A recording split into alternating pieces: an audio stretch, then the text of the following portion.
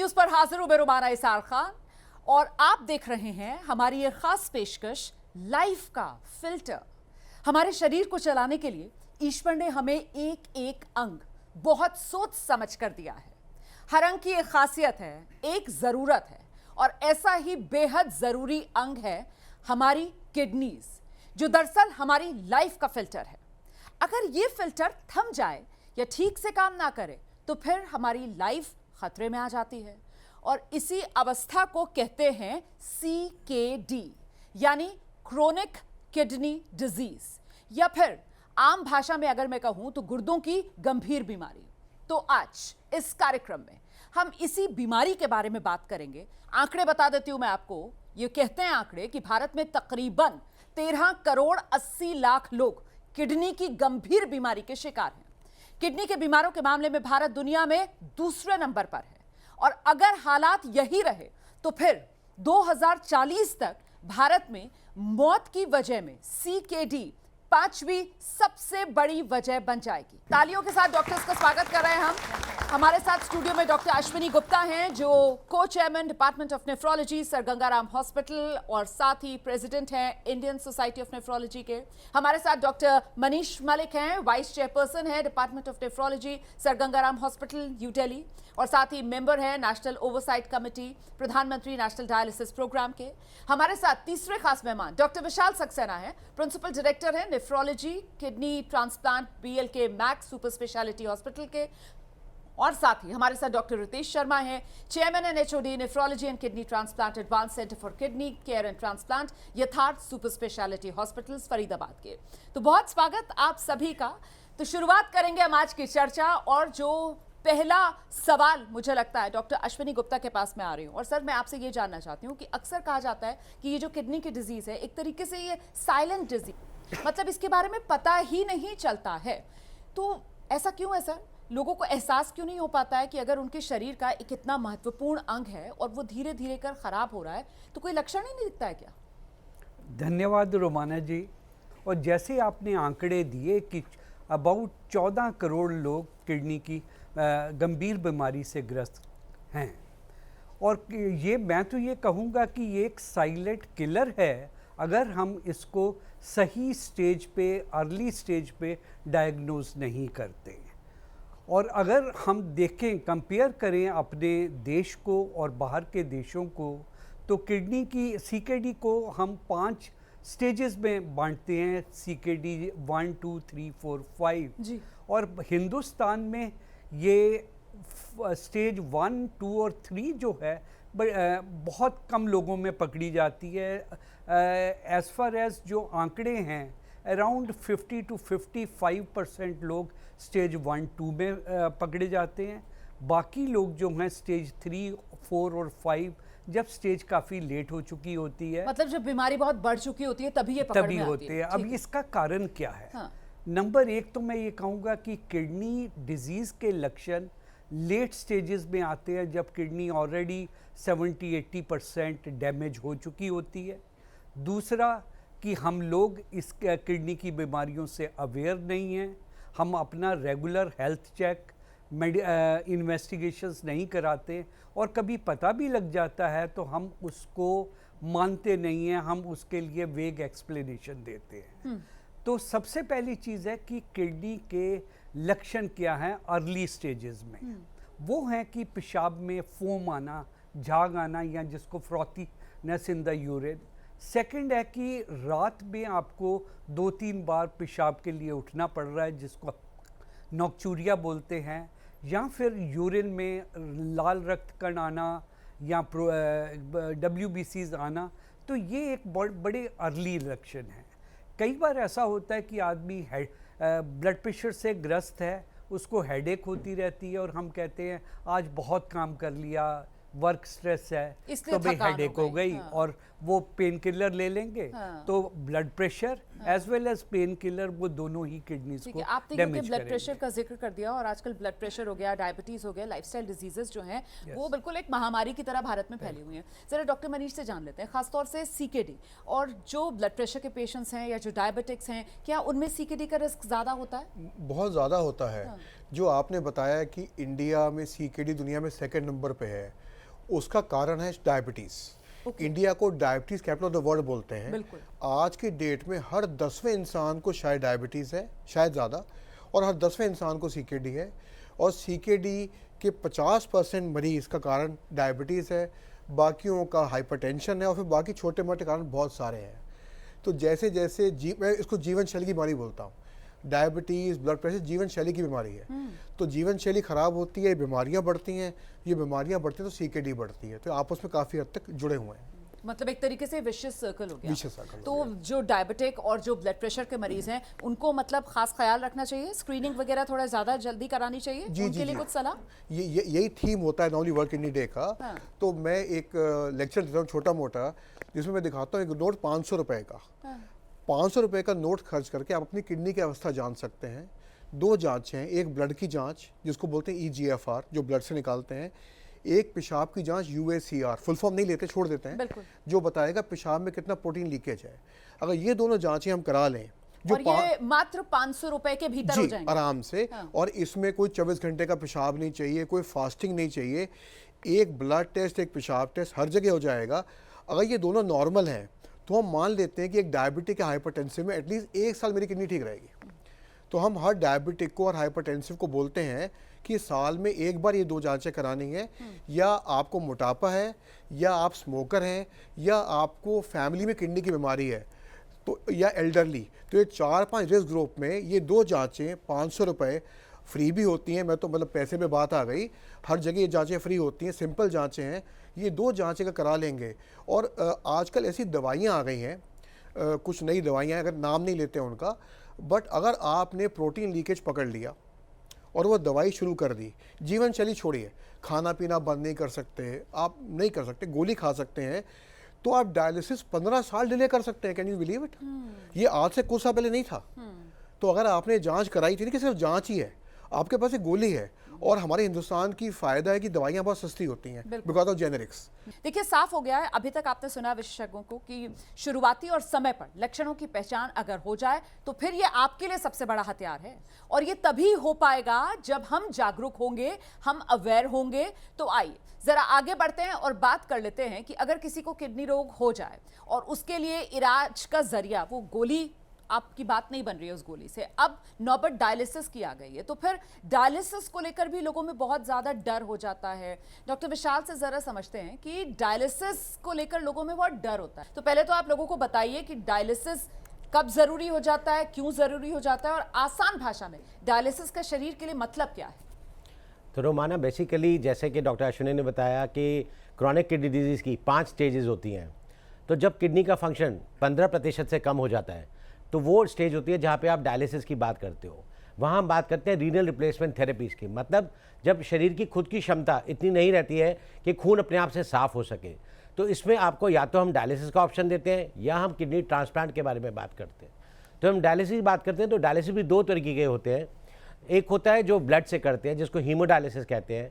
वो आजकल लोग घर में भी कर लेते हैं, नहीं तो अस्पताल में हफ्ते में 2 से 3 बार जाकर वो अपने खून की सफाई करवा सकते हैं। और एक डायलिसिस होता है जो समय लगता है इसमें? ये 4 घंटे का एक प्रोसेस होता है। 4 घंटे का एक प्रोसेस होता है। तो 4 घंटे की प्रक्रिया है। इसमें आपको या तो गर्दन में नली डालनी पड़ती है अगर आपने तैयारी नहीं की है, या फिर आप हाथ में एक फिस्टुला बनवा कर हफ्ते में 2 से 3 बार अपना डायलिसिस करा सकते हैं। ये फ्रीक्वेंसी ऑफ डायलिसिस आपका डॉक्टर डिसाइड करता है, डिपेंडिंग कि आपके पेशाब कितना आ रहा है, आप कितना टॉलरेट कर पा रहे हैं, और आपकी एनर्जी लेवल्स और फिटनेस कैसी है उस टाइम पे। और यदि आप डायलिसिस से नहीं खुश हैं तो आप उसके बजाय ट्रांसप्लांट पे भी जा सकते हैं।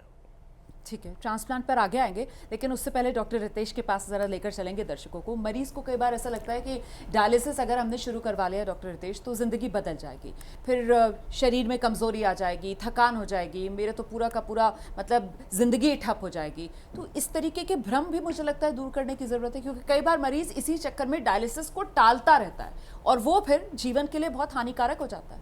You are very right Romana, ये बिल्कुल सही आपने कहा, क्योंकि आमतौर पे जब हम डायलिसिस शब्द का इस्तेमाल करते हैं तो पेशेंट और उसकी फैमिली हिल जाती है। There is a big stigma attached to the word dialysis. उनको लगता है डायलिसिस का मतलब उनके जीवन का अंत। अब हम एक मरीज़ बेड पे बैठ जाएगा, उसको हर दूसरे दिन अस्पताल जाना पड़ेगा, वो नॉर्मल लाइफ नहीं लीड कर सकता। सो इस डायलिसिस के शब्द के डर की वजह से वो ज़्यादातर अपने लक्षण छुपाते हैं और जब डायलिसिस की ज़रूरत होती है तो वो उसको टालते हैं। और जैसे कि डॉक्टर विशाल ने कहा कि जब हम stage 5 of chronic kidney disease, यानी कि जब हमारी दोनों किडनी 10% से कम काम कर रही हैं और इसके साथ हमारे को किडनी फेलियर के लक्षण आ रहे हैं, जैसे कि हम धीरे धीरे खाना कम कर रहे हैं, हमारा वज़न घटते आ रहा है। आप देखेंगे मरीज़ों का 10-20 किलो वज़न घट जाता है, वो चलते हैं तो थक जाते हैं। जो इंसान पहले 2 या 3 किलोमीटर चलता था वो 1 किलोमीटर चल के रुक जाता है, वो तीसरी मंजिल नहीं चढ़ पाता। लेकिन ये चीज़ें वो नज़रअंदाज कर देते हैं। जैसे कि 50 साल की उम्र कही तो वो कहेंगे यार अब तो मैं बूढ़ा हो गया हूँ, शायद इसकी वजह से हो रहा है। सो ये डायलिसिस का जो डर है आमतौर पे मरीज़ों को डायलिसिस को सही टाइम पे एक्सेप्ट करने से रोकता है। लेकिन सबसे बड़ी चीज़ ये है कि जो इंसान सही टाइम पे डायलिसिस एक्सेप्ट कर लेता है वो एक नॉर्मल ज़िंदगी बिता सकता है। अगर वो 50 साल का भी है, और in fact we have lot of patients जो कि in their 30s and 40s but they do not have, कि कोई घर में किडनी देने वाला नहीं है इसलिए ट्रांसप्लांट नहीं हो रहा, वो सुबह 4 या 5 बजे आके डायलिसिस करा के अपने काम पे चले जाते हैं। वो नहीं तो 5 बजे के बाद आके अपना डायलिसिस कराते हैं। So they are leading a normal life. Dialysis का टाइम डिसाइडेड है, डे डिसाइडेड है, आप अपनी लाइफ को उसके साथ ढाल लीजिए। Dialysis is a close community. जिस समय आप डायलिसिस कराने आते हैं वही मरीज़ आपको हर बार मिलते हैं, तो एक फैमिली एटमॉस्फेयर बन जाता है। सो डायलिसिस का जो डर है ना वो एब्सोल्युटली अनएसेंशियल है। डायलिसिस ना तो उसमें दर्द होती है, ना आपको उसमें कोई परेशानी होती है। आपको सिंपली उस 4 घंटे आके लेटना है, डायलिसिस कराना है।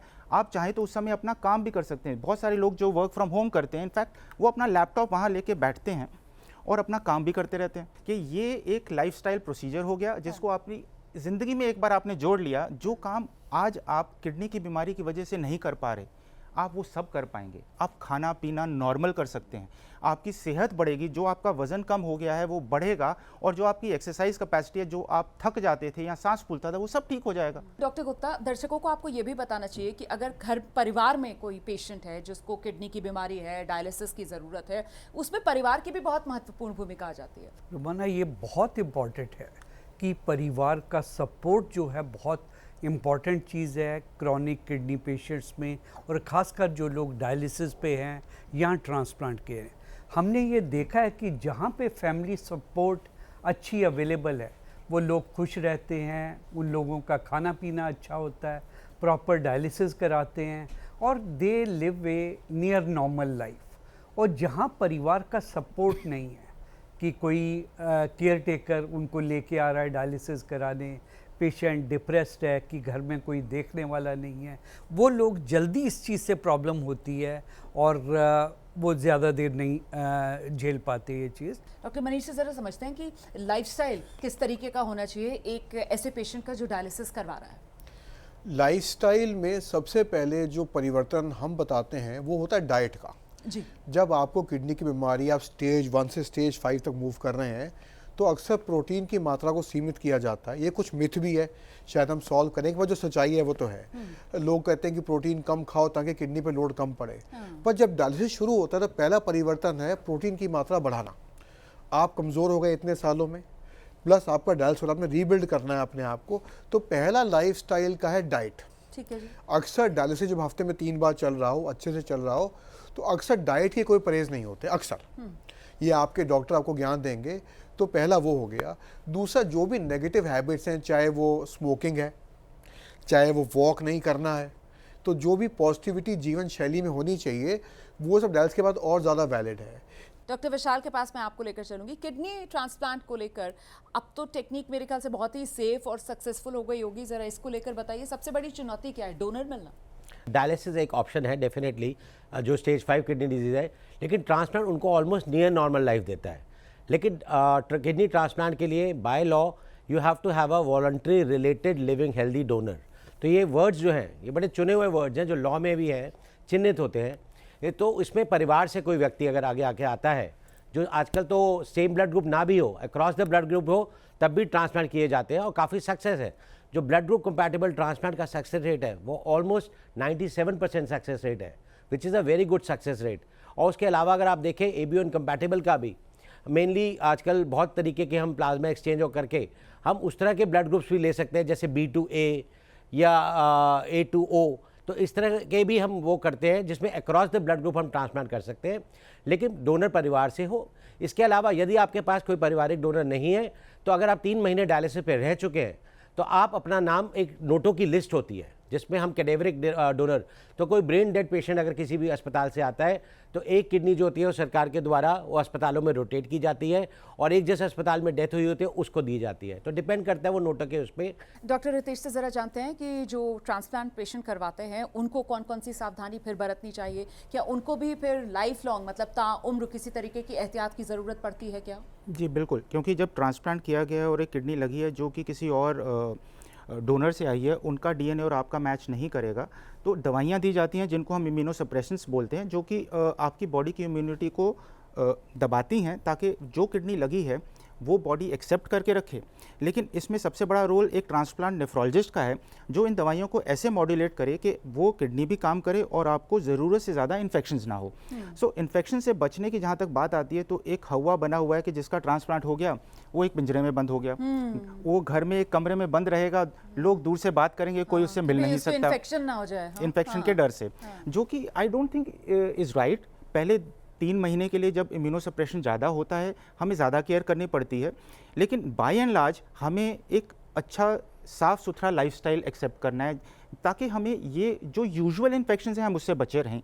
लेकिन सबसे इंपॉर्टेंट चीज़ है कि आप रेगुलर अपने नेफ्रोलॉजिस्ट से मिलें जो कि आपके टेस्ट करके आपकी दवाइयों को सही टाइम पे कम भी कर लें। चलिए कुछ ऑडियंस के सवाल ले लेते हैं। कौन आपका सवाल है सर? जी मेरा बड़ा छोटा सा एक सिंपल सा सवाल है। किडनी के लिए जनरली पानी के लिए काफ़ी इंपॉर्टेंस दी जाती है, तो मैं पूछना चाहूँगा डॉक्टर गुप्ता जी से, मेरा सवाल है कि एक नॉर्मल आदमी को कम से कम या ज़्यादा से ज़्यादा कितना पानी ऑन एवरेज पीना चाहिए? क्योंकि बहुत लोगों के बारे में आता है कि 4 लीटर, 6 लीटर, 8 लीटर, तो एक नॉर्मल मतलब आदमी के लिए कितना पानी पीना आवश्यक है?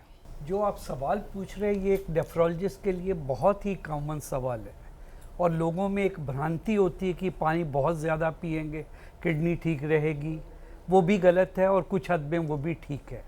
किडनीज जो हैं आपकी वाटर और इलेक्ट्रोलाइट्स, एसिड सबको बैलेंस करती हैं और जब पानी की कमी होगी तो आपको थर्स्ट होगी, आप पानी पिएंगे। अब ये है कि कितना पानी पिए एक नॉर्मल स्टेट में कि मौसम अच्छा है, आप हेल्दी हैं, किडनीज नॉर्मल काम कर रही हैं, 1.5 से 2 लीटर ताकि आपका यूरिन आउटपुट 1.5 से 2 लीटर के करीब आए। तो नॉर्मल कंडीशन में एक नॉर्मल व्यक्ति के लिए 1.5 से 2 लीटर पानी सफिशिएंट है। ठीक है, दूसरा सवाल।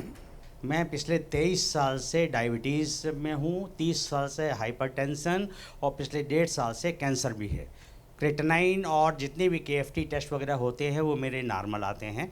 मुझे किस तरह की लाइफ स्टाइल जीनी चाहिए ताकि हेल्दी लाइफ में आगे भी इंजॉय कर सकूं? किडनीज हेल्दी रहे। डॉक्टर मनीष अग्रवाल साहब, एक तो सवाल पूछूंगा, वो मैंने बताया था पेशाब में प्रोटीन लीकेज।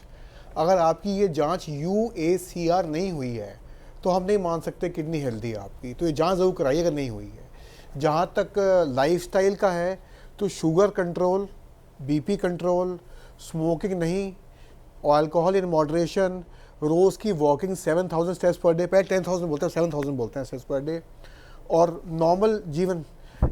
नॉर्मली ऐसी कोई दवाई का सेवन ना करें जो किडनी को हानिकारक हो। मैं 7 किलोमीटर डेली चलता हूँ, 10,000 से ज़्यादा स्टेप लेता हूँ, एक्सरसाइज भी करता हूँ, योगा भी करता हूँ। तो आप जो कर रहे हैं वही करते रहिए सर। Thank you. बहुत बढ़िया सर। हाँ, हेलो डॉक्टर्स, मेरा आपसे सवाल था कि अभी की जनरेशन में जैसे आपने बताया कि CKD बहुत बड़ी प्रॉब्लम है, उसके साथ एक किडनी स्टोन होता है, वो भी आज के समय में बहुत बड़ी इशू होता है, और क्या लंबे समय तक किडनी स्टोन होने की वजह से हमारा किडनी डैमेज हो सकता है? डॉक्टर विशाल। तो ये एक बहुत ही पर्टिनेंट सवाल है, इसलिए क्योंकि किडनी स्टोन्स को हम लोग बहुत दरकिनार कर देते हैं कि छोटी सी पथरी है, निकल गई, ठीक हो जाएगी, ऑपरेशन की ज़रूरत नहीं है, देसी दवाइयों से, पानी पीने से, मेथी का पानी, सौंफ का पानी, ये सबसे शायद निकल जाएगी। लेकिन ऐसा होता नहीं है। 2 तरीके के पेशेंट होते हैं, एक जिसमें ज़िंदगी में एक बार ही स्टोन बने, और कुछ ऐसे पेशेंट होते हैं जो मेटाबॉलिक स्टोन फॉर्म होते हैं जिसमें बार बार टेंडेंसी होती है स्टोन फॉर्मेशन की। तो ऐसे लोगों में स्टोन एनालिसिस जो होता है वो बहुत इंपॉर्टेंट होता है, और उसके लिए हम कुछ जांचें लिखते हैं जिसमें पेशाब और खून की जांचें होती हैं। उसके हिसाब से हम आपको सबसे इंपॉर्टेंट, जैसे डॉक्टर गुप्ता ने बताया, पानी का इंटेक आपको रखना है। अगर पथरियाँ हैं तो आपको पानी का इंटेक इतना रखना है कि आपके 2.5 से 3 लीटर के आसपास पेशाब हो, मतलब डिहाइड्रेशन से stones बचिए। और जो यूरिनरी इन्फेक्शंस हैं उसकी वजह से भी सीकेडी का खतरा बिल्कुल, बढ़ता है, definitely। तो उससे भी बचकर और रहना है रोमाना, और ये बचने लोग- की आपने सलाह दे दी है। अगला सवाल जल्दी से लेते हैं। हाँ जी, नमस्कार डॉक्टर साहब, मैं सिस्ट के बारे में पूछना चाहती हूँ कि सिस्ट का मतलब कैसे निकल सकती है बॉडी से सिस्ट, किडनी में सिस्ट? सिस्ट कई प्रकार के होते हैं। जो सिंपल सिस्ट हैं उसको निकालना एडवाइजेबल नहीं है। अगर हम उम्र की बात कर रहे हैं, आपकी उम्र में 1 या 2 सिस्ट अगर सिंपल हैं और किडनी में हैं, आप उसको एक नॉर्मल फाइंडिंग मान के छोड़ दीजिए। आमतौर पे वो कोई लक्षण नहीं देंगे, बट कई बार ये कई बार सिस्ट सिस्ट की वजह से ब्लड आने लगता है यूरिन के अंदर, इस तो तरीके के सिम्टम्स जी, तो वहाँ पे एक होती है किडनी की बीमारी जो बचपन से होती है, जिसको ऑटोसोमल डोमिनेंट पॉलीसिस्टिक किडनी बोलते हैं। वो 50% चांस होता है कि बच्चों में भी चले जाए। अब उसमें भी सिस्ट को निकाला नहीं जाता, मगर वो धीरे धीरे बढ़ते हैं तो नॉर्मल किडनी को ख़त्म करते हैं और किडनी का फंक्शन कम करते हैं। सो वो सबसे कॉमन कारण है हेरिडिटरी किडनी डिजीज़ में, जो कि फैमिली से पास ऑन होती हैं। और फिर बात आती है कॉम्प्लेक्स सिस्ट, जहाँ पे कि कैंसर का डर है। तो वहाँ पे हमें आगे जो इमेजिंग कर रहे हैं, जैसे कि सीटी कॉन्ट्रास्ट के साथ, अगर ऐसे फीचर्स नज़र आते हैं तो उसको तो ऑपरेशन ही कराना पड़ता है। आज की तारीख में ऑपरेशन इतने एडवांस्ड हो गए हैं कि हमें पूरी किडनी निकालने की बहुत बार ज़रूरत नहीं पड़ती। हम सिर्फ उस किडनी का एक हिस्सा निकालते हैं जहाँ पे कि वो सिस्ट होता है। लेकिन अगर आपका सिंपल सिस्ट है, इस उम्र में आपको कोई चिंता की ज़रूरत नहीं। तो बहुत शुक्रिया आप सभी का, हमारे साथ आप लोग इस शो का हिस्सा बने और आपने इतनी समझदारी भरी और इतनी अवेयरनेस फैलाने वाली बातें जो हैं वो हमारे दर्शकों के साथ साझा की हैं। तो आज से संकल्प ले लीजिए, आप अपनी किडनी की देखभाल करेंगे, क्योंकि यही है आपकी लाइफ का फिल्टर। इस खास कार्यक्रम को संभव बनाने के लिए हम जायडस लाइफ साइंसेज का धन्यवाद करते हैं और आप सभी दर्शकों का शुक्रिया जो हमारे साथ जुड़े। तो फिर मिलेंगे एक नए विषय के साथ, तब तक के लिए मुझे इजाजत दीजिए। एबीपी न्यूज़ पर खबरों का सिलसिला लगातार जारी है।